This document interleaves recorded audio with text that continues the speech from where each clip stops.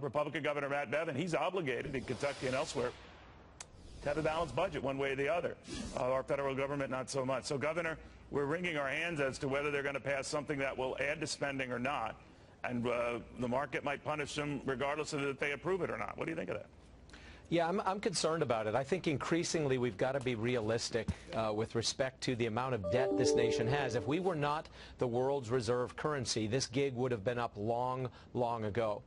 And you've seen them moving their way about. People are now passing around these multi-billion-dollar notes that were what became the currency in countries like Zimbabwe. And people want to belittle that and say, well, we're not Zimbabwe. Yeah, we're a much larger, more global version of the very same thing. And the event would be catastrophic if we were not the world's reserve currency. You can't have $20 trillion in debt.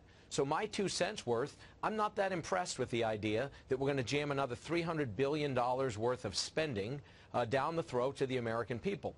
And the fact that we're using the military as the spoonful of sugar to make that medicine go down is wrong. I would say that, indeed, if people want to support our military, and we should, and we need to modernize and well-equip. I'm a military veteran, so I have a little bit of bias there. I appreciate the significance of it. Do that as a standalone vote. If you want to put $160, $180 billion there, let that be up or down. Don't put a bunch of pork and a bunch of fat in there to get the votes needed to do what everybody would do if it were done by itself. You know, I was talking to Congressman Dave Brat, a very conservative member of the so-called Freedom Caucus of 40 Republican conservatives, strong, not keen on supporting this. In fact, he added, you know, Neil, there might be 40 to 60 others against this. So this could potentially fail in the House unless Speaker Paul Ryan is able to muster enough Democrats to compensate for that. So let's say it passes through all of that. It sounds like you wouldn't like that either. Here's the thing to understand. Victory does not simply mean passing a bill. If passing a bill is the measure of success, we have gotten too far afield. The bottom line is, what is good for the American people? What is good for the long-term financial health of this nation? And we have $20 trillion in debt. I'm amazed that at any interest level, anyone in the world still buys our debt, apparently with the impression we're going to pay them back. We get to print it and give them more of this fake money. Increasingly, it's getting to the point where it's implausible that we can pay them back. It is now multiples of our actual ability to produce that wealth if we were to apply every cent of the GDP toward debt repayment. This is becoming a problem. And I would encourage people in the House to hold firm, challenge this, Republican and Democrat alike. This is not a partisan issue. The bottom line is this: we have a debt problem in states like ours. We don't have the luxury of printing money or borrowing it indiscriminately.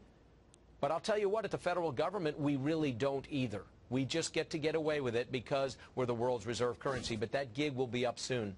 You know, I would another encourage gig the that House would be, to resist. I apologize, Governor. Another gig that could be up is this low interest rate party we've been enjoying for upwards of a decade now.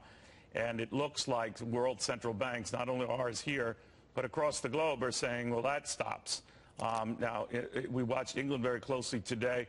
They opted not to raise rates today, but they telegraphed that they are going to go up, just like our Federal Reserve has indicated they're going to go up. So the punch bowl has been taken away that has gotten us used to these ridiculously low rates. I don't know what the equilibrium is, but it's going to be higher than what we're getting used to. So then what?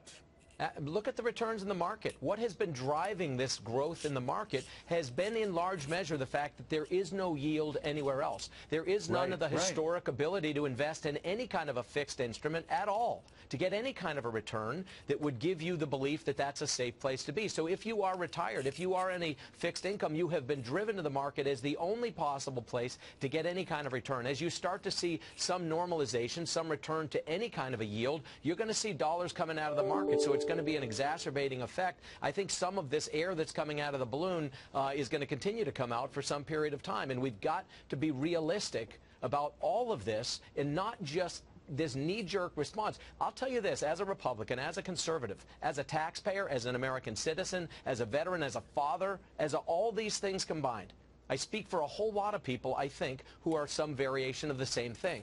We're offended at the idea that our government, regardless of who's in charge, regardless of which party, continues to jam debt down the throats of the next generations. It's irresponsible. It's not what people were sent here to do. There's not one person who runs on this platform, and yet they come to Washington and they suddenly become, I don't know what siren song is played in this town, but the bottom line is they come here and suddenly a little bit of other people's money is just the right solution, and it's not. We need to stop spending. We need to cut entire facets of government out.